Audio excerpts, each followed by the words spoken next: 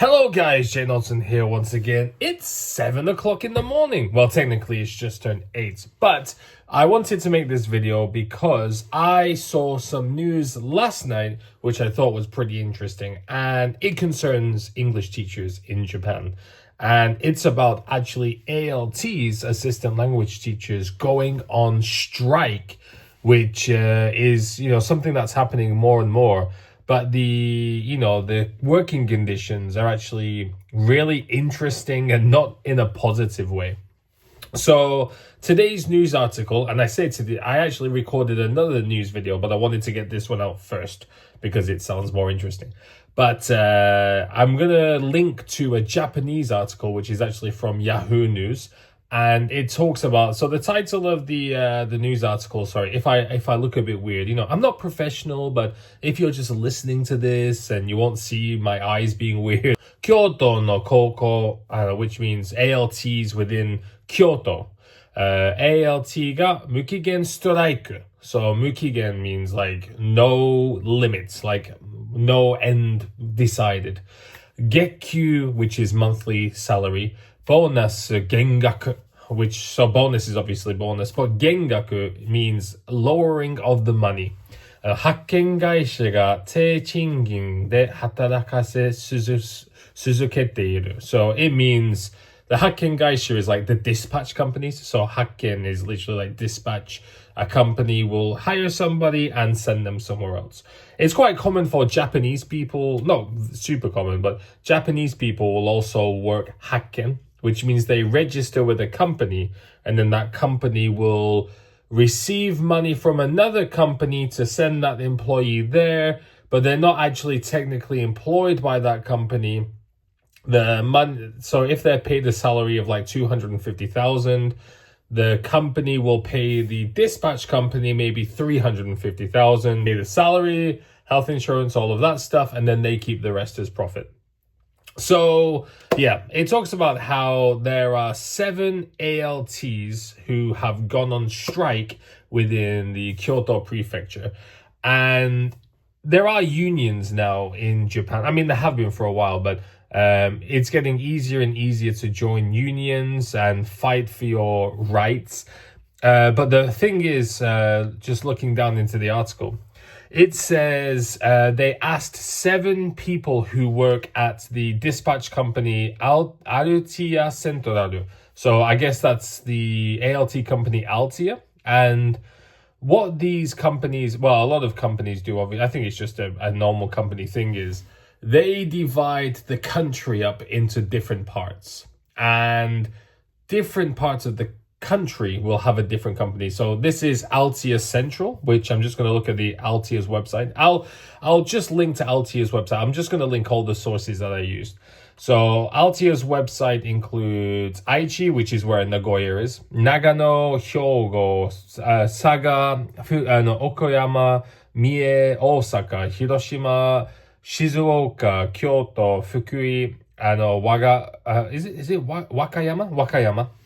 And there's 459 ALTs registered to that area. So it's quite a lot of employees, but you can see there's a lot of big cities not named on there because I guess there'll be like an Altia East, an Altia West, an Altia North, all that kind of stuff probably. But the interesting thing here is it says in 2023, they had a monthly salary of 240,000 yen. Now, not horrific, considering that's, the business is quite low. When I worked at Peppy Kids Club, my salary was 240 for the first year, but went up to 250 after 1 year or 2 years. I can't quite remember. And if you are living in central Japan, 240, probably okay, but with a bonus of 180,000 yen a year. And bonuses are usually paid like at the end of contracts when you're working in ALT companies or just keiyakushain, so contract or part-time employment. But the 2025 school year, which is the one that we're in now, the monthly salary is 210,000 and the bonus has decreased to 60,000 yen. So it means that your monthly salary has decreased 30,000 yen and your bonus has decreased 150,000 yen, which just by some quick calculations in my head, you're losing 500,000 yen a year, about $3,300-ish, £2,500. Imagine doing the same job for a number of years and your salary literally decreasing about 15% for doing the same work. And now the biggest problem here is the biggest problem is obviously that the salaries have gone down. The other issue is that things are getting more expensive. So if I make 200,000 yen a month in 2023 and 2,000 yen a month, 200,000 yen in 2025, that yen number is the same. However, electricity prices, food prices, everything prices, even the dog park that I'm going to today, even that's doubled in price. Everything is going up in price. So the value of your money has gone down. And that's even with things just the same. We're talking like you are losing about 15% of your salary and things are getting more expensive. So you are royally being effed. And now the other issue here is there are so many issues. The way that health insurance and tax and pension works in Japan is that they're calculated based on the previous year's income. Or is it a period of like April to June? Maybe it's a period of April to June or something like that. It gets calculated not by your current salary. So I changed my working style to work 6.5 hours a day from a full-time 8-hour job. So my monthly salary went down from about 500,000 yen a month to I receive about 440,000 instead. But I was still being taxed and stuff at the 500,000 yen level. Now, if I make more again next year, it's okay because my lower salary now will be, handled, and then I will be paying less. It gets adjusted over time. But the thing is, if you were making that 240,000 yen, and bonuses do count as income, and I don't know what time of year, if they pay it in April, that makes it even worse. But you will be taxed and your premiums will be decided by a 15% higher salary, but now you're receiving less and being taxed. It is truly a weird system. Now, the article does link to Altia Central's website, but it links to the Japanese website, which is actually pretty interesting because if you do come to Japan, obviously, you are going to apply and probably decide your work based on the English job advertising page. For example, when I worked at Peppy Kids Club, there is just a very basic page which English teachers can look at. However, when you look at Peppy Kids Club in Japanese, there is a whole different website. It's like so detailed, it's so big, there's so much on it. You have to make sure you don't just look at the English website, because the Altia website talks about things like, company standings, how much shihonkin, like capital the company has, what the company is selling to schools. Because the interesting thing is that when I looked at the Altia Central's Japanese website, it actually doesn't mention the fact that they send to high schools. So I don't know if this Yahoo article is kind of mixing, whether it's just the natural flow and I'm just, reading it like an idiot, but it talks about how Kyoto ALTs working in a high school are on strike. But then it also links to Altia's salary, but Altia doesn't technically, at least on their website, say that they send to high schools. So that's a bit interesting.